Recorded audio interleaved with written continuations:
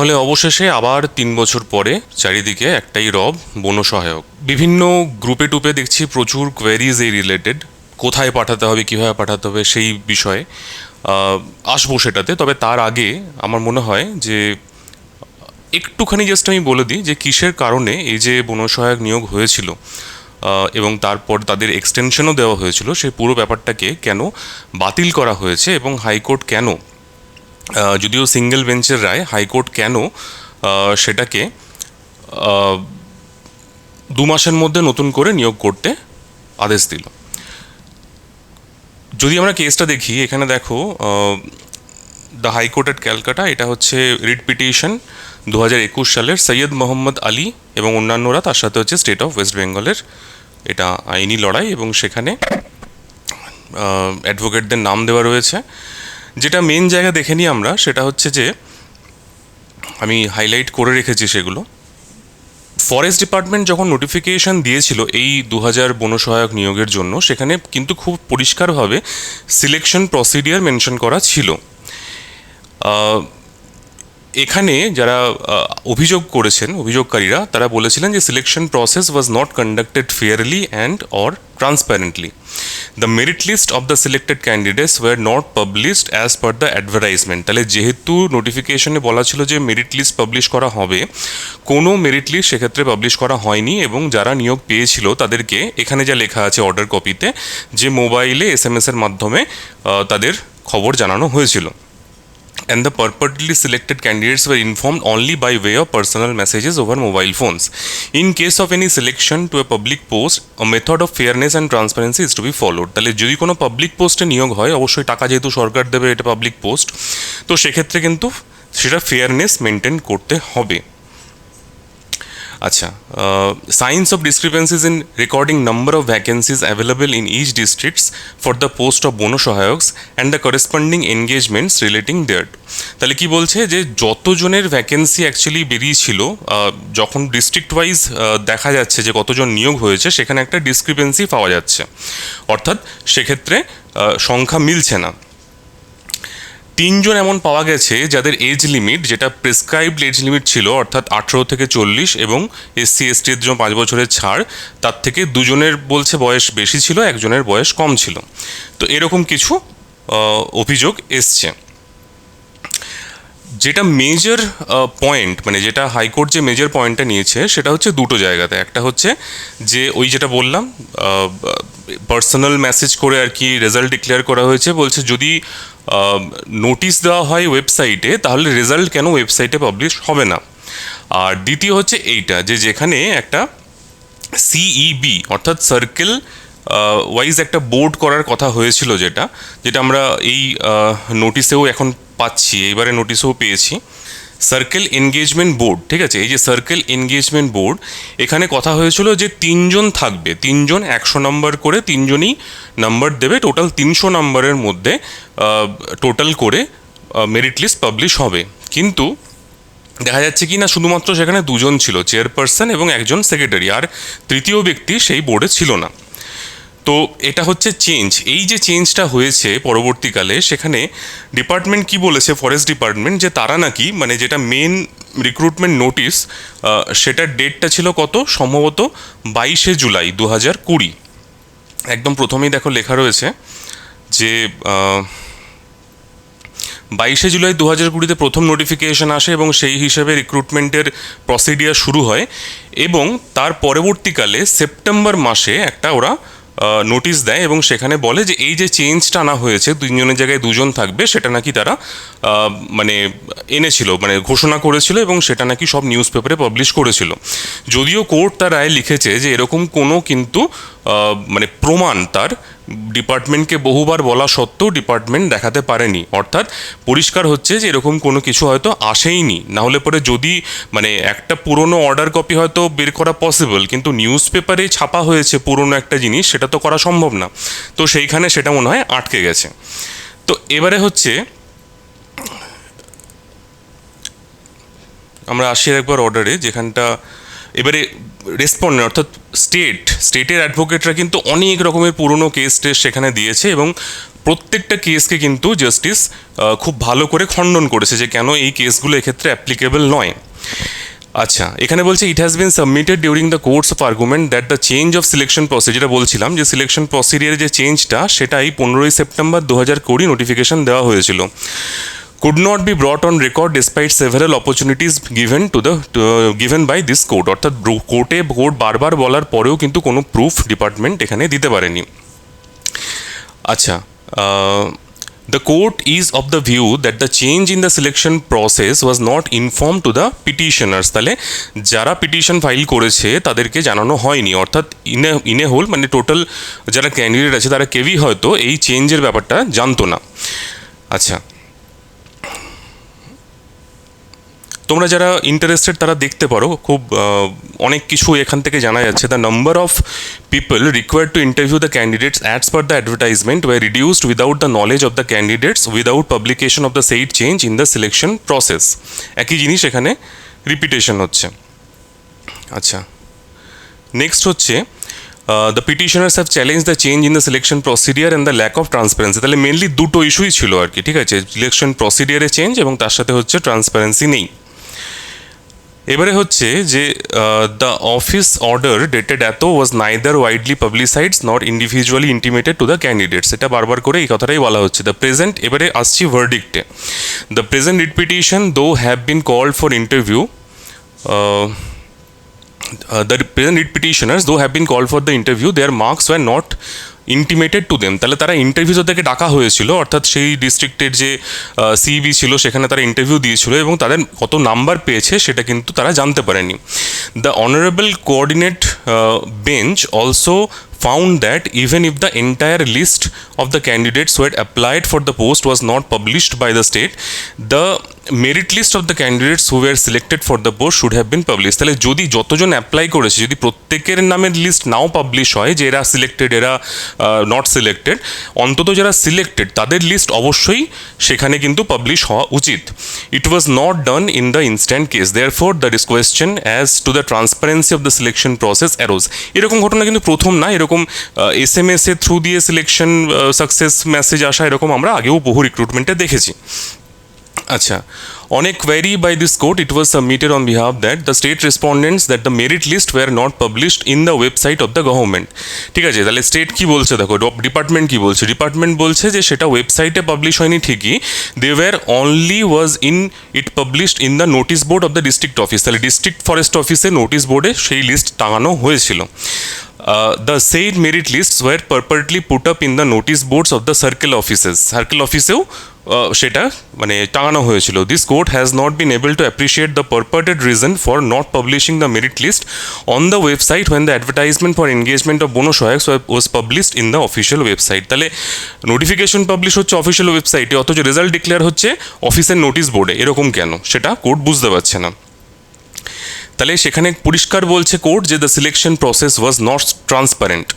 এবারে সেখানে learned AGP অর্থাৎ রাজ্যের হয়ে এজিপি যিনি অ্যাডভোকেট আছেন তিনি কি বলছেন যে covid times the number of members of CEB was reduced from 3 to 2। যুক্তিটা ভাবো, কোভিডের পর নোটিফিকেশন বেরোচ্ছে জুলাই মাসে এবং সেখানে তারপরে সেপ্টেম্বরে 2 মাসের মধ্যে নোটিফিকেশন দিয়ে বলছে না 3 জন না 2 জন থাকবে বোর্ডে। তো তখন যুক্তি দিচ্ছে যে কোভিডের সময় যেহেতু লোক পাওয়া সমস্যা ছিল সেই জন্য আমাদের 3 থেকে 2 করতে হয়েছে। Such an argument cannot hold much ground, court কি বলছে না, such an argument cannot hold much ground as taking note of the covid pandemic the advertisement of the engagement was issued on July 22, 2020, অর্থাৎ covid প্যান্ডেমিকের পরে notification জারি হচ্ছে, right in the middle of the pandemic situation. It was not a case where after issuance of the advertisement the covid pandemic আউটব্রোক in the country. এটা যদি আগে হতো তাহলে এই যুক্তিটা খাড়া করা যেত। কোর্ট বলছে যে যখন অলরেডি তারা সিচুয়েশন দেখে নিয়েছে এবং তারপরে নোটিশ বার করছে তখন এই রিডাকশনটা কিছুতেই জাস্টিফাই করা যায় না। Therefore the principal of ডক্ট্রাইন of necessity, আমরা যেটা WBCS এর মেন্স পরীক্ষায় বসো বা এরকম দেখবে প্রচুর ডক্ট্রাইন নিয়ে প্রশ্ন আসে, এই নতুন একটা ডক্ট্রাইন এখানে দেখে নাও, ডক্ট্রাইন অফ নেসেসিটি। অর্থাৎ কি বলছে না, যখন এমন কোনো গ্রেভ সিচুয়েশন রাইজ করে যেখানে আইন মানার থেকেও বড় হয়ে পড়ে যে সেই সিচুয়েশনটাকে হ্যান্ডেল করা, ল অ্যান্ড অর্ডার হ্যান্ডেল করা, তখন এই ডক্ট্রাইন অফ নেসেসিটিটা অ্যাপ্লিকেবল হয়। তাই বলছে এখানে যেহেতু পুরো ঘটনাটাই কোভিডের পর হচ্ছে তাই সেখানে ডক্ট্রাইন অফ নেসেসিটি অ্যাপ্লিকেবল নয়। যদি এটা হতো যে হ্যাঁ ফেব্রুয়ারিতে নোটিফিকেশন নোটিফিকেশন বেরিয়েছে, মার্চে প্যান্ডেমিক হয়েছে, জুলাইতে গিয়ে পরে চেঞ্জ করতে হয়েছে, তাহলে সেটা ডক্ট্রাইন অফ নেসেসিটি সেক্ষেত্রে অ্যাপ্লিকেবল হয়তো হতো, কিন্তু এখানে সেটা একদমই অ্যাপ্লিকেবল হচ্ছে না। Due to the pandemic situation, that this court is constrained to hold that a publication on the website was mandatory. কোনো কিছুই বলছে যে কোভিডের সময়তে কোর্টও বলেছে যে সব কিছু ওয়েবসাইটে দিন, যাতে পাবলিককে কোনো জায়গায় যেতে না হয় কোনো কিছু দেখতে বা কোনো কিছু ওই চেক করতে। And purported intimation publication by putting up the merit list on the notice board, if done at all, was a completely ineffective mode of publication. তাহলে এখানে if done at all মানে এখানে একটা কোয়েশ্চেন মার্ক দিয়েছে যে যেটা বলছে forest department যে লিস্ট টাঙানো হয়েছিল সেটা যদি হয়ে থাকে, মানে কোর্ট শিওর নয় যে টাঙানো হয়েছিল, যদি হয়ে থাকে বলছে সেটা একদমই proper completely ineffective mode of publication. Covid পিরিয়ডে এটা ছিল একদম যাকে বলে যে সম্পূর্ণ ইনএফেক্টিভ মোড অফ পাবলিকেশন, এটা কিছুতেই মানা যায় না। This court also finds it perplexing that despite the finding by a coordinate bench on April 21, 2021, তাহলে এপ্রিল 21, 2021 সালে এই কোঅর্ডিনেট বেঞ্চ অলরেডি একটা মানে ট্রান্সপারেন্সি বা এই রিলেটেড একটা রায় দিয়েছিল, যেটার পরেও in respect of the same selection process, the serious anomalies therein, the state still chose to extend the engagement of the bono সহায়ক for a period of another 1 year. তাহলে যখন অলরেডি কোর্ট একটা question mark তুলে দিয়েছিল 2021 এপ্রিলের জাজমেন্টে, তারপরেও এইসব বনো সহায়ক যারা নিয়োগপ্রাপ্ত হয়েছিল তাদের কিন্তু 1 বছরের জন্য এক্সটেনশন রাজ্য দিয়েছে। তো এটা বলছে একদম পুরোপুরি মানা যাচ্ছে না। হ্যাঁ, এবারে কি বলছে, merit list of the selected candidate should have been widely publicised including the same being published in the official website where the advertisement for engagement of bono সহায়ক was published. By not doing so, and also by intimating the purportedly selected candidates by individual SMS on their personal mobile numbers, the state has adopted a procedure that was not transparent. তাহলে পরিষ্কার বলছে process transparent হয়নি। তো সেখানে ভার্ডিক্টে কি বলছে, therefore this court directs that the selection process for the post of bono সহায়ক will be freshly conducted within a period of 2 months from the date on the basis of the eligibility criteria without any alteration there. অর্থাৎ বলছে eligibility criteria যেটা লেখা ছিল প্রথম নোটিফিকেশনে 22 জুলাই 2020 নোটিফিকেশনে, সেখান থেকে কোনো রকম কোনো চেঞ্জ করা যাবে না। এবারে বলছে সেই অবস্থাতেই 2 মাসের মধ্যে ফ্রেশ রিক্রুটমেন্ট করতে হবে। And in terms of the selection process advertise on July 22, 2020 within a period of 2 months. 3 members of which is CEBs will conduct the process. The selected candidates from the list of eligible candidates will be published in the official website of the state. The engagement of the under age candidate shall be terminated with immediate effect. তাহলে যে 3 জনের ওই age নিয়ে সমস্যা ছিল, মানে রাজ্য বলেছিল যে 2 জন যারা ওভার এজ ছিল তারা পরবর্তীকালে প্রুফ অফ ডকুমেন্ট দেখাতে পেরেছিল যে তারা উইদিন ওই এজের মধ্যেই পড়ছে, শুধুমাত্র যার নিচে যে ছিল সেটা কেউ কিছু প্রুফ করতে পারেনি। তো সেটা রাজ্য বলেছিল যে এত লাখ লাখ ক্যান্ডিডেট যখন আসছে সেখানে এরকম এক আধটা ভুল হতেই পারে। তো সেটাকে তারা বলেছে হ্যাঁ এটা হতেই পারে, কোনো অসুবিধা নেই, তো সেক্ষেত্রে তার রিক্রুটমেন্টটা ক্যান্সেল করতে হবে। কিন্তু এটাও কি হওয়া ঠিক? মানে যখন একটা বোর্ড তার ডকুমেন্ট ভেরিফাই করছে, তার ইন্টারভিউ নিচ্ছে, সেখানে মানে অবশ্য ক্লারিক্যাল এরার হতেই পারে, সেখানে বলার কিছু নেই, কিন্তু অ্যাটলিস্ট অন্তত যেন কেউ মানে নিজে বুঝে আর কি সাপ্রেস না করে, সেটা তো অবশ্যই কাম্য। আচ্ছা, এই হচ্ছে আমাদের যেটা জাজমেন্ট, জাস্টিস লোপিতা ব্যানার্জি সিঙ্গেল বেঞ্চের জাজমেন্ট। এর পরে যেটা হচ্ছে যে সঙ্গে সঙ্গে আমাদের যেটা অফিসিয়াল ওয়েবসাইটে দেখবে যে নিচের দিকে জাজমেন্টের কপি দিয়ে দিয়েছে, এখানে অর্ডার কপি, এবং তার সাথে হচ্ছে যে নতুন নিয়োগের একটা নোটিশ অ্যাপ্লিকেশন ফর্ম আর অ্যাড্রেস দিয়ে দিয়েছে। তো অলরেডি যে ভিডিওগুলো আছে মানে আগের 2020 সালের সেগুলোই অ্যাপ্লিকেবল, নতুন কিছু অল্টারেশন হয়নি, সেম প্রসিডিয়ার রাখতে হয়েছে যেহেতু আদালত বলেছে। জাস্ট আমরা একবার দেখে নিই যে কী কী জিনিস এখানে আমাদেরকে দেখতে হবে। নোটিশটা ফার্স্টে দেখি। নোটিশ অ্যাজ ইট ইজ তাই আছে, শুধুমাত্র আমাদের জাস্ট এখানে ওই কোর্টের ভার্ডিক্টের কথাটা এখানে অ্যাড করেছে, তাই নোটিফিকেশন নাম্বার এটাই থাকবে, কোনো কিছু চেঞ্জ এখানে হবে না। আচ্ছা, nature of post purely temporary contractual, 1 বছরের জন্য প্রথমে টেনিওর হবে, দেন তারপর রেমুনারেশন হচ্ছে 10,000 টাকা প্রতি মাসে। পোস্টিং হচ্ছে বলছে যে ওয়েস্ট বেঙ্গলে যে কোনো জায়গায় কাজ করতে হতে পারে, তবে ordinarily posted in the same district as their place of residence. তাই জন্য কিন্তু খুব ভালো করে যে ডিস্ট্রিক্টের অধিবাসী সেই ডিস্ট্রিক্টেই অ্যাপ্লাই করতে হবে, অন্য কোথাও কিন্তু অ্যাপ্লাই করা যাবে না। তাহলে ওই অর্ডিনারির পোস্ট ইন সেম ডিস্ট্রিক্ট, যদি সেখানে ভ্যাকেন্সি না থাকে তাহলে হচ্ছে নিয়ার বাই ডিস্ট্রিক্ট, কিন্তু অবশ্যই সেম অ্যাডমিনিস্ট্রেটিভ ডিভিশনের আন্ডারে। অর্থাৎ এখানে যে ভাগটা দিয়ে দিয়েছে যে মালদা ডিভিশনের কারুর দক্ষিণ দিনাজপুরে অ্যাপ্লাই করলো, সে যদি দক্ষিণ দিনাজপুরে না পায় তাকে মালদা, মুর্শিদাবাদ, উত্তর দিনাজপুরে দিতে পারবে, কিন্তু কখনোই আলিপুরদুয়ারে তার পোস্টিং কিন্তু হবে না। এটা পরিষ্কার রিক্রুটমেন্ট নোটিশেই বলে দেওয়া আছে। আচ্ছা, এবারে হচ্ছে যে টার্মিনেশন বলছে যে কী কী গ্রাউন্ডে হতে পারে, ইনডিসিপ্লিন, মোরাল টার্পিটিউড, করাপ্ট প্র্যাকটিস এবং তার সাথে হচ্ছে ক্রিমিনাল অ্যাক্টিভিটি আন্ডার ল, এবং 15 দিনের নোটিশে টার্মিনেশন দেওয়া যেতে পারে এবং 7 দিনের অ্যাপিল পিরিয়ড দেওয়া হচ্ছে, যেটা সার্কেল ইনচার্জকে অ্যাপিল করতে পারবে টার্মিনেশনের এগেনস্টে। এলিজিবিলিটি কি বলছে, at least 8th exam from recognise school, at least class 8th exam pass from recognise school. Age limit হচ্ছে 18 থেকে 40। এই বছর 2023-এর 1 জানুয়ারি, অর্থাৎ মানে গতবারের এটা হচ্ছে should be between year of application. তাহলে ইয়ার অফ অ্যাপ্লিকেশন মানে বুঝতে পারছো, ইয়ার অফ নোটিফিকেশন নয়, কিন্তু ইয়ার অফ অ্যাপ্লিকেশন। তার মানে যারা গত বছর হয়তো ইয়ে ছিল না, মানে এলিজিবল ছিল না, তাদের বয়স 18-র কম ছিল, তারা হয়তো 3 বছর পরে 18 হয়ে গেছে, তারাও কিন্তু এক্ষেত্রে আবার নতুন করে অ্যাপ্লাই করতে পারবে। তাহলে ইয়ার অফ অ্যাপ্লিকেশন পরিষ্কার বলা আছে। Relaxation of 5 years will be allowed in the upper age limit for SC/ST applicants. Resident status, permanent address of the applicant should be in the state of West Bengal. তাহলে ওয়েস্ট বেঙ্গলের বাইরে যাদের পার্মানেন্ট অ্যাড্রেস, সেখান থেকে কিন্তু অ্যাপ্লাই করতে পারবে না।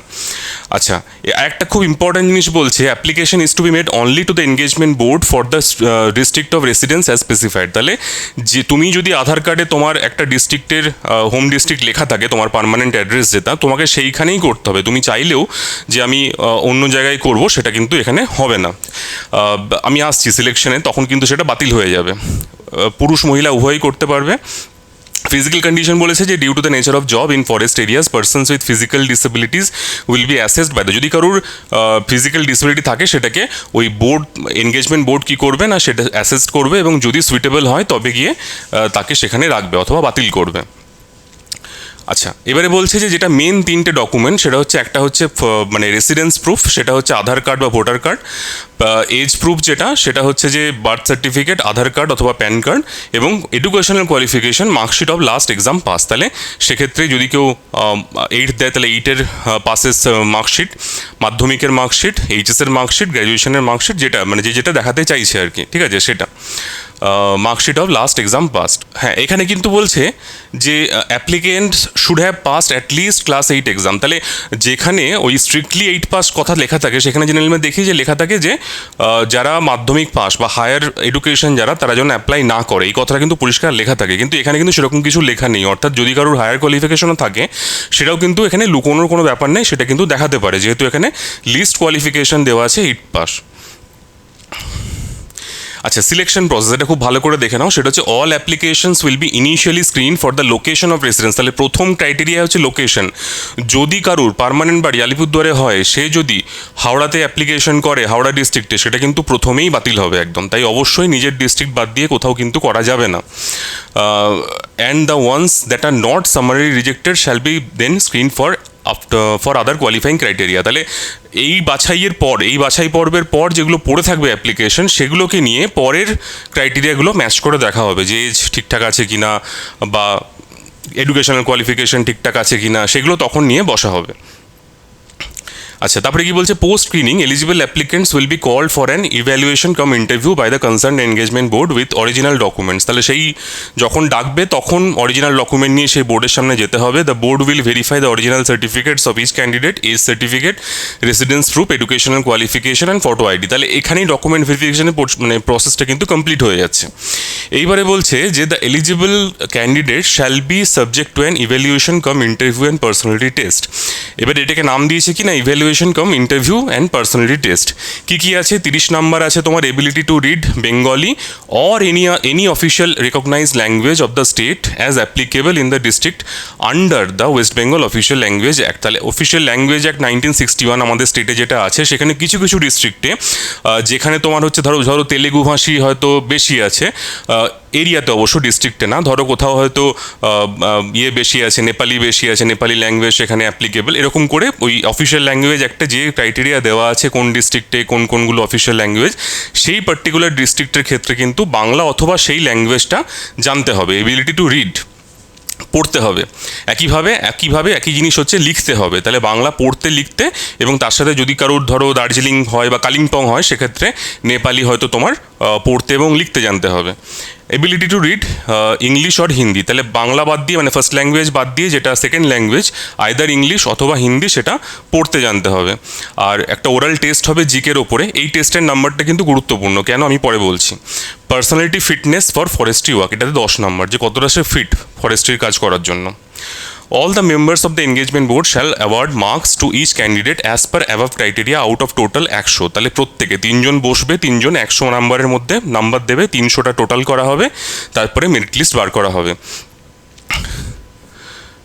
আচ্ছা, in case of candidates getting same marks, যদি একই নাম্বার কেউ পায় তাহলে সেক্ষেত্রে এজ দেখা হবে। যে ধরো একজন সেম নাম্বার পেলো, সেক্ষেত্রে এজ দেখা হবে যে তাকে মেরিট লিস্টে কোথায় নেবে, 21 না 22। যদি এরকম আসে কোয়েশ্চেন, তখন এজ দেখাবে। যার এজ বেশি তাকে 21 দেবে, যার এজ কম অথচ একই নাম্বার তাকে 22 দেবে, এরকম। দেন তারপরে বলছে যে যদি একই হয়, মানে নাম্বারও একই, এজও সেম, একদম সেম টু সেম, তখন কি হবে? তখন বলছে যে ওই যে ওরাল জিকের যে নাম্বারটা, জেনারেল নলেজ ওরাল টেস্ট, সেখানে যার বেশি নাম্বার থাকবে তার র্যাঙ্কটা বেশি হবে। ঠিক আছে, এরকম করে একটা ক্রাইটেরিয়া দিয়ে দিয়েছে। এবার বলছে circle engagement board wise select list will be prepare. তাহলে এখানে কিন্তু ডিস্ট্রিক্ট ওয়াইজ লিস্ট কিন্তু বলছে না, এখানে বলছে circle engagement board wise list will be prepared containing names of candidates who score marks up to a cut off to be finalised by the respective CEB. তাহলে CEB decide করবে cut off কত হবে, সেই হিসেবে সিইবি wise একটা list বেরোবে। ধরো একটা সিইবিতে 3টে ডিস্ট্রিক্ট আছে, যেরকম পরে আমরা এখানে সিইবি ডিটেলস পাচ্ছি। ধরো এই তো আমি ধরলাম প্রথমটাই, এটা সিইবিতে কি হচ্ছে না, 3টে ডিস্ট্রিক্ট আছে, বীরভূম, পশ্চিম বর্ধমান, পূর্ব বর্ধমান। চেয়ারপারসন কে না, chief conservator of forest south east, তিনি হচ্ছেন চেয়ারপারসন, এবং 2জন তোমার মেম্বার রয়েছে, ডিসিএফ বীরভূম, ডিসিএফ বর্ধমান, তার মধ্যে মেম্বার সেক্রেটারি হচ্ছে ডিসিএফ বর্ধমান। তাহলে এই 3জন মিলে মানে এরা এই সিইবি কি করলো না, একটা লিস্ট পাবলিশ করলো 3টে ডিস্ট্রিক্টের একসাথে কম্বাইন্ড একটা মেরিট লিস্ট, এবং সেই হিসাবে ভ্যাকেন্সি ওয়াইজ ধরো প্রথম আছে, তার হয়তো তোমার বাড়ি হচ্ছে মানে বীরভূমে ভ্যাকেন্সি আছে, পশ্চিম বর্ধমানে আছে, পূর্ব বর্ধমান আছে। বীরভূমের ধরো সে হয়তো হায়েস্ট টপার হয়েছে, তার বীরভূমে খালি আছে, সে বীরভূমে পেয়ে গেল। এরকম করে হয়তো দেখা গেল যে 10 নম্বর যে আছে তারও বীরভূমে বাড়ি, বা বীরভূমের ভ্যাকেন্সি নেই, তখন তাকে অন্য ডিস্ট্রিক্ট দেবে। এরকম করে একটা মানে লিস্ট কিন্তু ডিস্ট্রিক্ট ওয়াইজ বেরোবে না, লিস্ট বেরোবে হচ্ছে সিইবি ওয়াইজ। আচ্ছা, নেক্সট কি বলছে, যে engagement shall be made against the number of post in the circle on the basis of ranking in the selected list. তাহলে র্যাঙ্ক অনুযায়ী তখন তোমার পোস্ট দেওয়া হবে। Persons unfit for forestry work will be rejected outright giving due reason. তাহলে যদি কাউকে reject করা হয় আনফিট হওয়ার জন্য, সেক্ষেত্রে তাকে রিজন মানে কারণ, অবশ্যই কারণ দর্শিয়ে তারপরে তাকে রিজেক্ট করা হবে। আচ্ছা, all member secretaries of the CEB will prepare the final merit list and keep it in confidential custody till instructed to publish the same under specific orders from the মানে একদম টপ অথরিটির থেকে order পাওয়া অবধি প্রত্যেকে কিন্তু এই পুরো ফাইনাল মেরিট লিস্টটা, মার্কিং লিস্টটা কিন্তু কনফিডেন্সিয়াল রাখবে। It will be the personal responsibility of the member secretary of the CEB to keep the results in confidence and so that the engagement process of other boards is not vitiated due to lapse of any nature by any one. তাহলে কেউ কিছু disclose করবে না যতক্ষণ না পুরো procedure complete হচ্ছে। এবারে আসছি সার্কেল এনগেজমেন্ট বোর্ড। তাহলে এখানে কি বলছে, 3জন মেম্বার হবে, যেটা নিয়ে কোর্টের রায়টা হয়েছিল যে 2জন কেন 3জন নয় কেন। তাহলে 3জন এখানে থাকবে, এবং সেটা হচ্ছে হেড করবে কে না, চেয়ারপারসন হবে চিফ কনজারভেটর অফ ফরেস্ট, এবং তার সাথে 2জন divisional forest officer or deputy conservator of forest. এখানে দেখলাম সবই মোটামুটি আমাদের ডিএফও নেই, সবই দেখলাম সম্ভবত ডিসিএফই আছে, যতজন এখানে রয়েছে, হ্যাঁ সবই ডিসিএফ আছে। তো এখানে পরিষ্কার তোমার দেখো কতগুলো সিইবি আছে, তুমি দেখলে বুঝতে পারবে এতগুলো সিইবি আছে। এবং তোমরা যদি কোথায় পাঠাতে হবে সেটা নিয়ে অনেকের কনফিউশন আছে, সেটা একবার দেখে নিই। আগে আমরা একটা কাজ করি, অ্যাপ্লিকেশন ফর্মটা একবার দেখে নিই অ্যাজ পার নোটিফিকেশন অনুযায়ী। এখানে তোমাকে পরিষ্কার হচ্ছে যে কোন সিইবি লেখার কোনো প্রয়োজন নেই, কারণ পরিষ্কার এখানে ডিস্ট্রিক্ট লেখা আছে। তুমি কোনো কনফিউশনে যাওয়ার দরকার নেই যে কোথায় পড়েছে কোন সিইবি হবে, তুমি পরিষ্কার নিজের হোম ডিস্ট্রিক্ট এখানে লিখে দেবে, ঠিক আছে? তাহলে আর কোনো ঝামেলা নেই, ওরা অলরেডি ডিস্ট্রিক্ট এটা মেনশন করে দিয়েছে, তাই শুধুমাত্র নিজের ডিস্ট্রিক্ট মেনশন করে দেবে। হ্যাঁ, ধরো কারুর হচ্ছে তোমার কালিম্পং থেকে অ্যাপ্লাই করবে, তাহলে অ্যাকচুয়ালি হওয়ার কথা কি না, সেখানে সিইবি ওর মানে হওয়ার কথা কি না, সিসিএফ হিলস তাকে অ্যাপ্লাই করার কথা, সিসিএফ ফর, এটা হিলস হওয়ার কথা, কিন্তু এত ঝামেলায় যাওয়ার দরকার নেই, যে সিম্পল ডিস্ট্রিক্ট দার্জিলিং বা ডিস্ট্রিক্ট কালিম্পং লিখে দেওয়াই ভালো। আচ্ছা, এখানে হচ্ছে পেপার অ্যাডভার্টাইজমেন্ট, যেহেতু এটা পেপার অ্যাডভার্টাইজমেন্ট এখন আর নেই, এটা মানে কোর্টের অর্ডারে হচ্ছে, এই জায়গাটাতে ফাঁকা রাখলেও কোনো অ্যাজ কোনো সমস্যা নেই, ঠিক আছে। বা শুধুমাত্র হয়তো লিখে দিলে যে তোমার ওই নোটিফিকেশান নাম্বার যেটা রয়েছে, ঠিক আছে, সেই নোটিফিকেশান নাম্বারটা কোথাও লিখে দিলে, তবে এটা মনে হয় না এখন আর খুব একটা কাজের কিছু, এটা আগের বারের জন্য অ্যাপ্লিকেবল মানে ইম্পর্টেন্ট ছিল, এবারে সেটা ফাঁকাও রাখতে পারো। আচ্ছা, ডিটেলস অফ বায়োডাটা, এখানে প্রথম কথা ফটো দেবে, দেন তারপরে হচ্ছে যে ফাদার্স নেম, যদিও এখানে মানে কোনো ব্লক লেটারের কথা বলেনি, তবে বেটার হয় যে সবই এগুলো ব্লক লেটারে লিখবে। আলটিমেটলি ভাববে যে যারা এগুলো স্ক্রুটিনি করবে, প্রথম কথা হচ্ছে একটা এমন পরীক্ষা হচ্ছে যেটা অনলাইন অ্যাপ্লিকেশন হচ্ছে না, ফলে ম্যানুয়াল স্ক্রিনিংয়ের ব্যাপার থাকবে। এবং এরকম প্রচুর স্টুডেন্ট মানে যারা ধরো আমাদের ক্লার্কশিপে পেয়েছে, তারাই হয়তো এই কাজগুলো এখন তাদের প্রথম একটা বড় কাজ, যারা ফরেস্টে পেয়েছে ক্লার্কশিপ দিয়ে, তাদের করতে হবে। তো তারা অলরেডি প্রচণ্ড রকমভাবে আর কি এই নিয়ে টেন্সড আছে যে একটা বিশাল অ্যাপ্লিকেশন ফর্ম আসতে চলেছে, সেগুলো তাদের সর্ট আউট করতে হবে। তো তাদের কথা ভেবে অ্যাটলিস্ট অন্তত ফর্মগুলোতে কাটাকুটি বেশি করো না, ফুল ব্লক লেটারে লিখবে, যাতে দেখতে অ্যাটলিস্ট কোনো সমস্যা না হয়, ঠিক আছে। পরিষ্কারভাবে লিখবে, যেহেতু ফর্মের টাকা নেই, 2-3টে প্রিন্ট আউট করে রাখবে, নিয়ে ভালো করে 3টে ভরে যেটা সব থেকে ভালো হবে সেটা দিও। নেম হচ্ছে ব্লক লেটারে, father's name, date of birth, SC ST general OBC, educational qualification, এখানে যেটা দেখাতে চাইছো যেরকম যা কিছু সেটা পরিষ্কার লিখবে। অ্যাড্রেসটা কিন্তু খুব ইম্পর্ট্যান্ট, খুব ভালো করে লিখবে, এবং স্পেশালি ডিস্ট্রিক্টটা খুব ভালো করে মেনশন করবে, কারণ এটাই প্রথম দেখবে ওরা। Contact phone number, email ID, ঠিক আছে। এবং তার সাথে হচ্ছে যে সেলফ অ্যাটেস্টেড কপি অফ এইগুলো, proof of age, proof of residence, educational qualification, caste certificate, if any, যেগুলো নোটিসে অলরেডি দেওয়া আছে। এবং এখানে তোমার ইনস্ট্রাকশনে কি বলছে যে application form should be downloaded and filled in the same format as indicated therein. তাহলে জাস্ট বেশি কিছু নেই, অ্যাপ্লিকেশন ফর্মটা খুবই ইজি মনে হয়েছে আমার। All attachments to the application should be attached formally. হ্যাঁ, এখানে একটা কথা বলে দিই যে জেনারেলি ধরো তোমার কি হয় না, যে ডকুমেন্টগুলো পাঠাতে হয় সেগুলো তোমার প্রচুর ঝড়ঝাপটার মধ্যে দিয়ে যাবে, কারণ এগুলো শুধুমাত্র তোমার অফিস পৌঁছানো অবধি না, তারপরেও থাকতে হবে অ্যাটলিস্ট কিছুদিন। তার কারণ হচ্ছে যে সেগুলো স্ক্রুটিনি হবে, সেগুলো বোর্ড মেম্বার নিয়ে বসবে, সেগুলোকে আবার রাখবে, অনেক ধস্তাধস্তি হবে। তো ট্রাই করো যেগুলোকে পিন আপ করে বা চিটিয়ে একদম না, ঠিক আছে, ওটা খুব বাজে জিনিস, চেটানো একদমই না।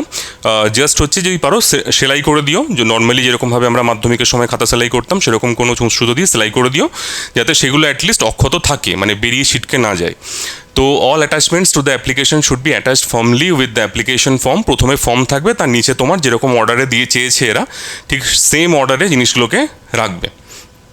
আচ্ছা, কোনো অরিজিনাল ডকুমেন্ট পাঠানোর দরকার নেই, এবং প্রত্যেকটা কিন্তু অবশ্যই সেলফ অ্যাটেস্টেড করবে, অর্থাৎ সই করে ডেট দেবে, ঠিক আছে, যেদিনকে করছো সেদিনকে সই করে ডেট দেবে।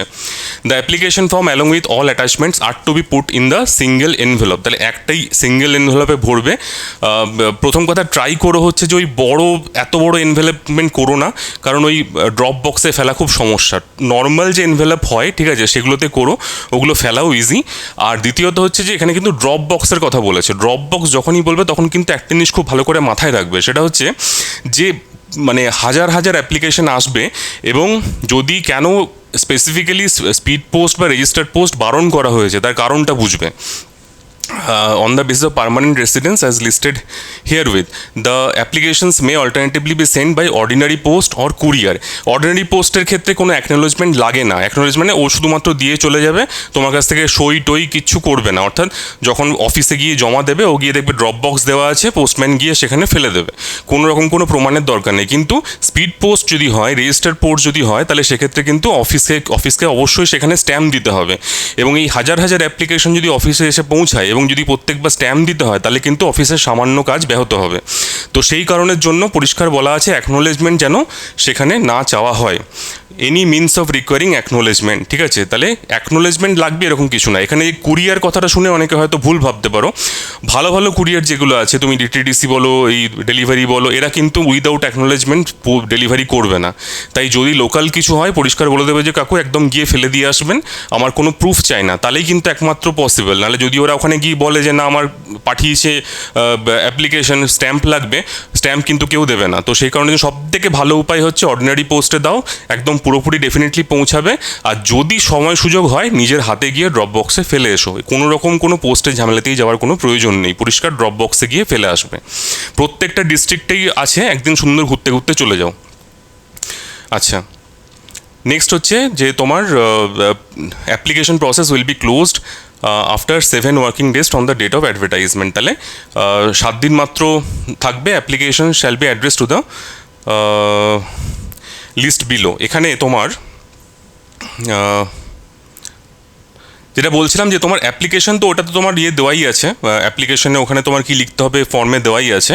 এবারে ড্রপ বক্স কোথায় কোথায় আছে সেটা নিয়ে একটা আলাদা, আচ্ছা বাংলাতেও রয়েছে, আমার মনে হয় যে দরকার নেই, ইংলিশটা বা বাংলাতেও করতে পারো, বাংলাতে না করাই ভালো। কারণ প্রবলেমটা যেটা হয়, তুমি ধরো বাংলাতে অ্যাপ্লিকেশন করবে, বাংলাতে ফর্ম ফিল আপ করবে, এবং যেটাকে এন্ট্রি করবে সিস্টেমে তাকে বাংলা জানতে হবে, ফলে সেটা একটা আরেক হেডেক।